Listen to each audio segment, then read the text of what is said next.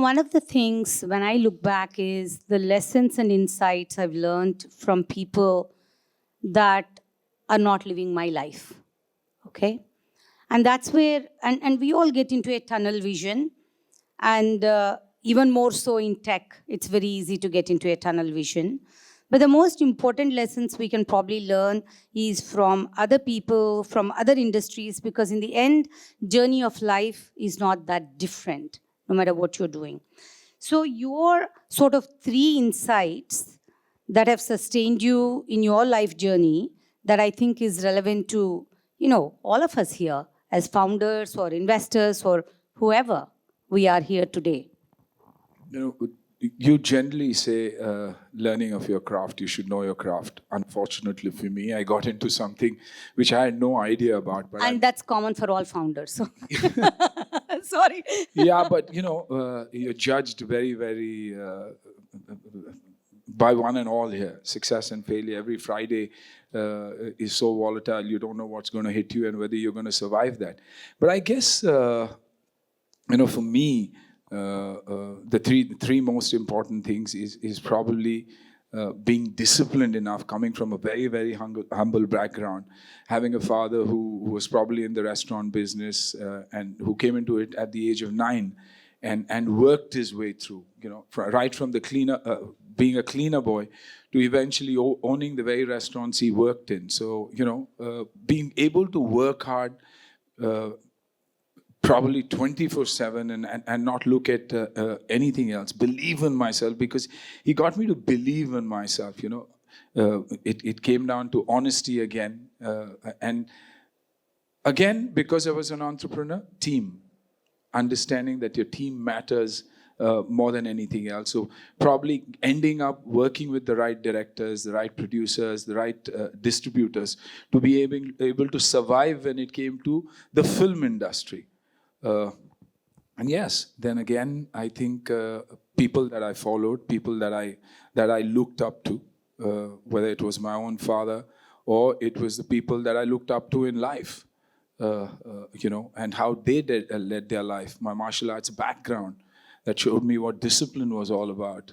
The approach of being able to stay fit forever, because that was a very, very important part of my survival in the industry. Even if I'm back today, I had a lull for probably 8 or 9 years of my life. I didn't work because good work didn't come to me. When I see your industry from far, right? But before that, I have 2 kids, and I celebrate their failures. I cheer that more than their success, and they're like, "You're the only mom who's always celebrating our failures and never talk about anything we did right?"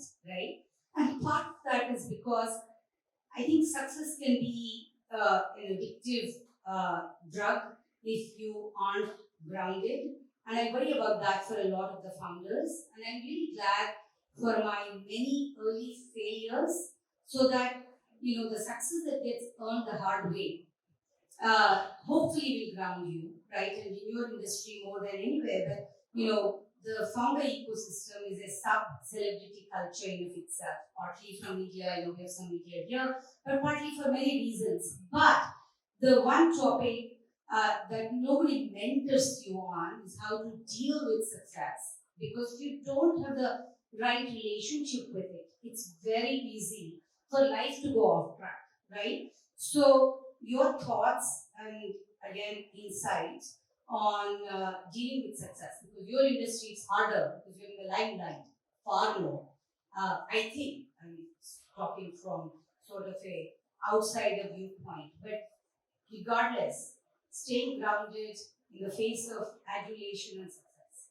I've always managed to stay grounded is because I come from a very humble background, because I was a martial artist at a very young age, because I was a sportsman, because I understood what failure was, because when you're a part of a team, you understand very easily what failure is all about, because you have a team that shares that grief with you. Likewise, when you're successful, you know for a fact that it may not necessarily be me.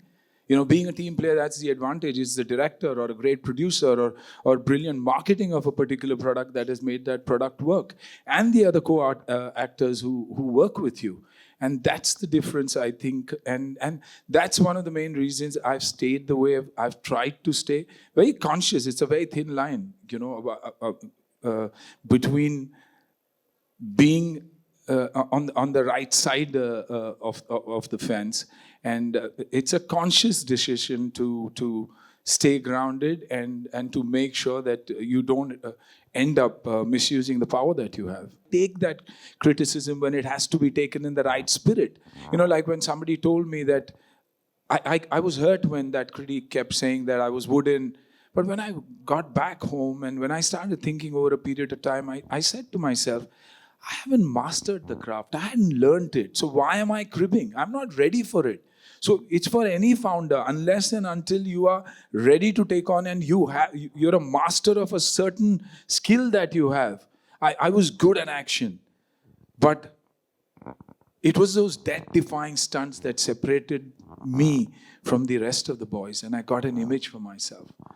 So it's finally about the grounding. For me, Mr. Bachchan meant a lot, and he was my hero, and I always looked at the good that was there in him and picked it up from there. There was Sensai Parvez Mistry, who taught me what patience is all about, who taught me what power was all about and why you shouldn't use your power. But he's being able to sit down there and watch someone, hear someone speak and take away the good that he has to offer. So, it's all these heroes. Sunil Gavaskar, not the tallest of batsmen, but played the fastest of bowlers without a helmet. And my takeaway from that was, it's the confidence that he had in himself, his skill. Long after he gave up playing for India, he still batted for India, because in that box, he took on all the Jeff Boycotts and the Tony Greggs and gave it back to them the way he wanted. He was that proud Indian who was always there to stand up for his own people. So I think when you pick up things from various people, and when you look at people in a very positive way, if you look at them in a negative way, there's nothing that you can learn from them. But if you look at it positively, I'm someone who looks at every glass half full. And that is probably what has kept me going and keeps me going. I keep learning. You talked about glass half full, which of course in my business, you have to look at everything as half full. Otherwise, you only see the risk, which you should, but you don't see the opportunity, which is really, I always say 90 reasons to say no to a proposal to invest, but think about the 10 reasons why it's worth saying yes. And oftentimes it's that, right? And your conviction on that. And I know you occasionally angel invest quite actively. So there are lots of founders here who should call you, and what do you like to invest in? Well, it depends. It could be health, it could be tech, it could be any product that I believe is worth solving an issue, and not just a small issue, but if it's a major issue. My domain is something that I invest in because I'd like to contribute. Other than just from an investment perspective, knowledge about the product would make a lot more difference, whether it's marketing, sales, anything. What do you see as the future from tech and entertainment? How that's going to get shaped? Tech, I say post-pandemic or during the pandemic is the karta dharta when it came to entertainment. Because the kind of talent that we see today is purely because of tech. I mean, the coming in of the OTT world and so many more jobs, creating so many more jobs, whether it's acting, whether it's behind the scenes. Yes, we see a dip as far as the movie scenario goes, but somewhere down the line, I think we're not focusing on the content. We've gone wrong somewhere. We're not understanding what our audience is and what they want. But tech has played a very, very important role in giving opportunities for so much more talent, and in every department of the film business, whether it's the edit, whether it's the cinematography or the general making of a film. Thank you for the candidness and authenticity of today's conversation. Thank you so much.